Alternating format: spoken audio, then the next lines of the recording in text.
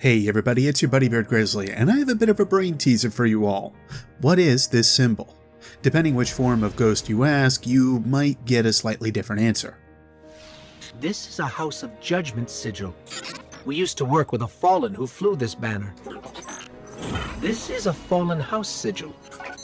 I don't recognize it though. This sigil has been all over the place within Destiny 2. For veteran players, you might be familiar with seeing this symbol elsewhere, but it's not quite like how Ghost tells it in the first scan. This doesn't look anything like the House of Judgment sigil. Let's do a little retro lore, I guess you could call it at this point, and talk about that fallen named Verix. Come here. I would have your scent. Verix the Loyal is of a rather unknown House of the Fallen named Judgment. He's a scribe of House Judgment, and one that records and chronicles the happenings of the fallen people. Basically, you could think of him as the Fallen's Tyra Karn, where she chronicles historical events as they pop up for us, but perhaps he goes about it in a bit of a different way. Where Tyra founded the Cryptarchy, the guys that decrypt all of your engrams and sometimes give you good loot, I'm looking at you, Rahul, Verix generally seems to record through story, passed down from generation to generation with no actual books or records in sight of his person. I should probably mention, for anyone not familiar with Verix and just starting out with Destiny, well, there's probably a reason for that. He resides in a place called the Reef, which was a location we were able to go in Destiny once House of Wolves was released. There's plenty of other mysteries there to solve, along with getting more hints and tips about what Osiris was or what it was that he was doing from back in the day, but let's keep focused on Verix, and maybe we'll touch base on the rest of those later. Especially Vance, Traveler knows we'll see something from him in the coming days. Alright, with the background mostly out of the way for Verix, let's go back into the history of the Fallen.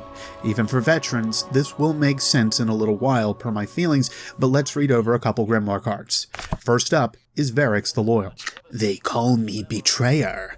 They do not think I hear the words. Bug, insect, fallen. I hear. House of Judgment always hears. No choice. Has to keep houses together. Had to. First, the great machine.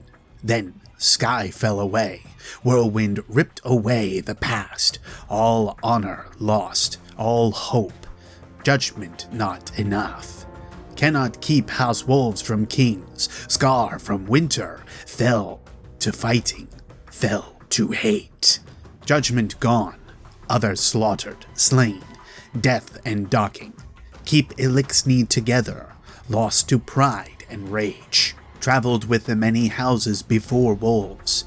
We move across the dark. Follow the light. Advised Kells. Worshipped primes. House Judgment must survive. Yes. Found the light. Too bright in darkness to hide. House Winter. Attack. House Devils. Plot. House Kings. Plan. House Wolves. Circle. House Judgment. Wait. Now at war, fight for system, control the belt. Wolveskel dead, dying. Skolas wins control of House Wolves. Attack, attack, attack. Place of learning, place of healing, put to the burn. Then siege of Palas, year of cruelty. Held the line to rescue butchers, murderers, servitor. End with Wolf Fleet scattered. New tactics, detonations, blasts in civilian areas. Take the fight to them, he said. Cannot abide the hate. Uprising, they called it. Uprising on Cybele. Reach out to crows, to Queen. Cybele attack stopped. Skolas captured. Ended House of Wolves with words. Paladins find me hiding, cowering. Nowhere else to go. No one else to be. I become Verix the Loyal, House Judgment envoy to Queen of Awoken. No choice. House Judgment must survive, yes? A couple pieces of side trivia. The Great Machine is the same as the Traveler, where the Traveler's light did grace the Elixni people before an attack, possibly made by Oryx, made the Traveler run. This led to the Whirlwind, an event similar to that of humanity's own collapse, the time where the darkness ransacked and pretty well pillaged our first Golden Age. Docking is also the process in which we see dregs earlier on having their lower arms ripped off from them and causing them not to grow back. Pretty vicious practice, but it enabled a sense of control of ether, the substance that Fallen need to survive. The rest of the card outlines what was called the Reef Wars, which led to Verix being under the employ of the Queen of the Reef to begin with. This card also outlines a few things. First off, the name of the Fallen before they were fallen, the Elixni. It shows that Verix is the last remaining member of House Judgment, passing through as many houses as he can. It also showcases a few different fallen houses. Previously, we only knew of 4 houses, with some hints that there may have been others, but we never had name drops quite like this. The original houses were Devils, Winter, Kings, and Exile from Destiny 1. We came to find out that House Exile really wasn't regarded as a fully established house among the Elixni, and it was more of a gathering of outcasts from the other houses. Later, we were told of House Wolves and House Judgment in the House of Wolves expansion, but after reading over this card alone, we're introduced to House Scar. Later, however, we get word of a couple other houses. Petra, so any other fallen houses hiding he'll try to convert? Verix, he may seek to gather the exiles, but they will not follow. They follow none, no Kel, no Archon. Petra, what about this House of Rain, the prophecy you keep quoting? Verix, House Rain lost in Whirlwind. No survivors, but I keep their prophecies. You think many claim to be Kel of Kells, but none have. House Judgment, closest thing to peace the fallen ever know. Petra, maybe you are the Kel of Kells. Verix, distracted by the screen, looks like Skolas returns to Venus. Petra, I'll find the Guardian. Later, in the Taken King, you're able to recover a weapon called the Doom of Shelchus from the King's Fall raid. Outlined on this weapon is that Shelchus was the Kel of Stone.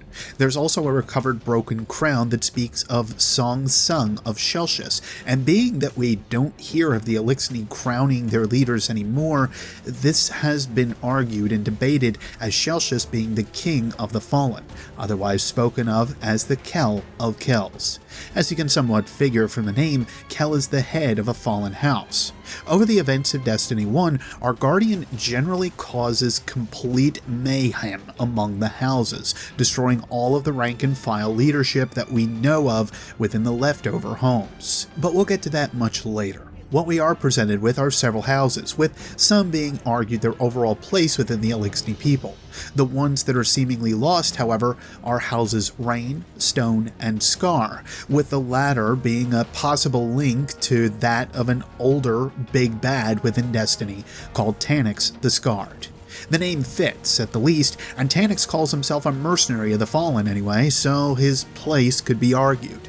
You can also argue that Shelchus was the only one in the House of Stone, perhaps, but I would think it would be a full-blown house with the flavor text to the crown. Regardless, we don't hear of these 3 fallen houses again, and this starts to become a bit interesting as we go back to my initial question. What does this symbol stand for? There are people within the community that are much more invested into the language of the Fallen than I could ever be, and I have to call out Sarsian's post on ishtarcollective.net about the Elixni language. The time and attention that Sarsian puts into this is far too amazing to not show off as often as I can, as should the rest of this community, quite frankly.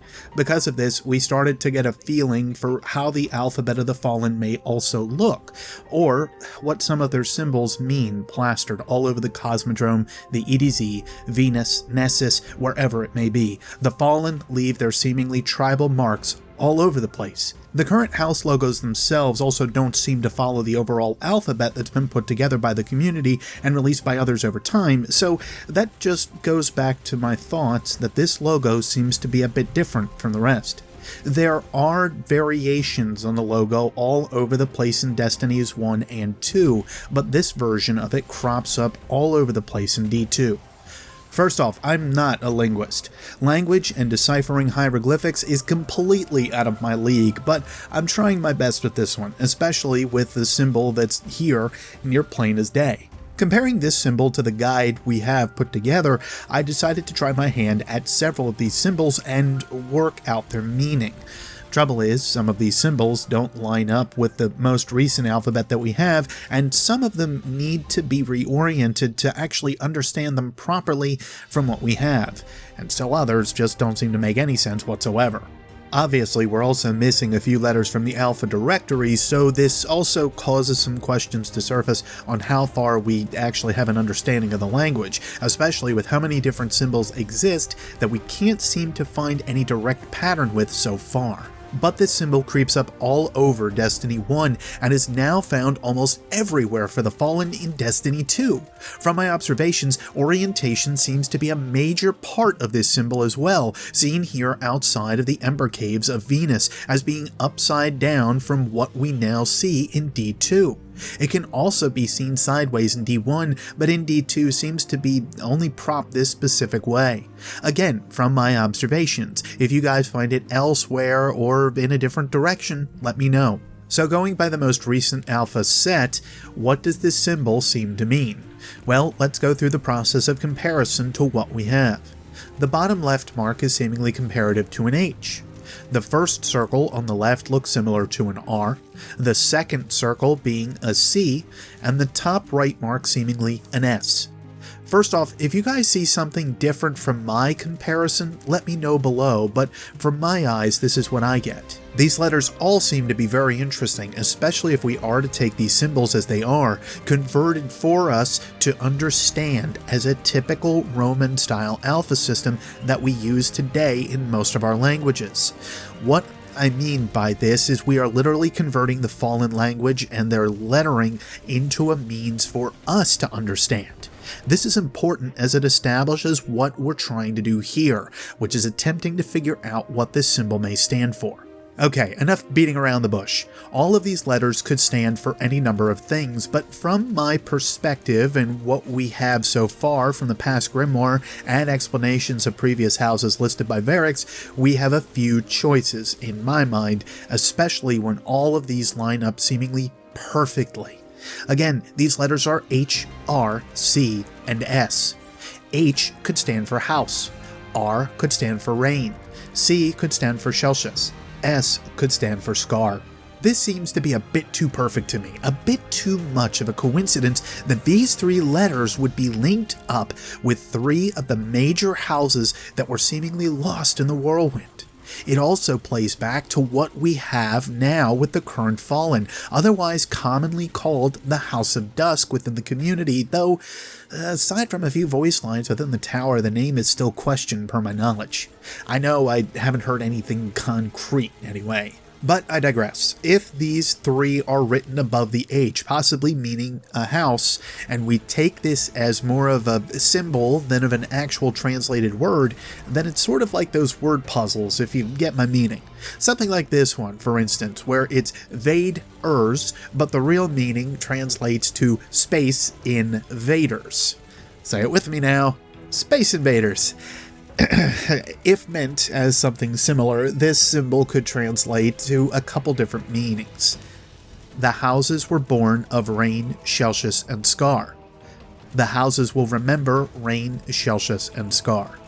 Always remember House Rain, Celsius, and Scar. If I had to put my money on any of them, I'd suggest number 2 the most, since it does seem like more of a remembrance label than much else, but with the alternative orientation seen throughout Destiny 1, it almost makes me wonder if the change can be seen as an insult or something similar.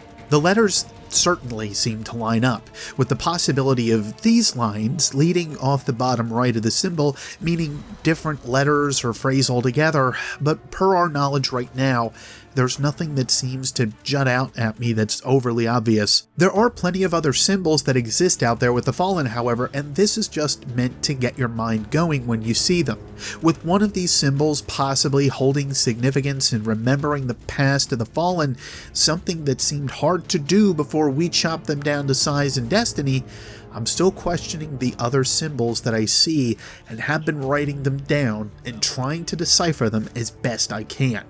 But for now, all I can do is work with what we have since, as I said, I'm not a linguist and definitely won't attempt to act like I can decipher language past having a cipher code in front of my face. If true, this is where the Fallen's coalition against us might have begun, but after we cut down all but House King's leadership from what we know of, all of their Archon priests, all of their prime servitors, all their major Kells, wasted by combat with our Guardian and others, well, it's no wonder they needed to come together to simply survive. This resistance and survival could be built upon the houses which perished so long ago for them, remembering that Rain, Stone, and Scar are no more, and to avert complete annihilation, working together might be the only way to stay alive.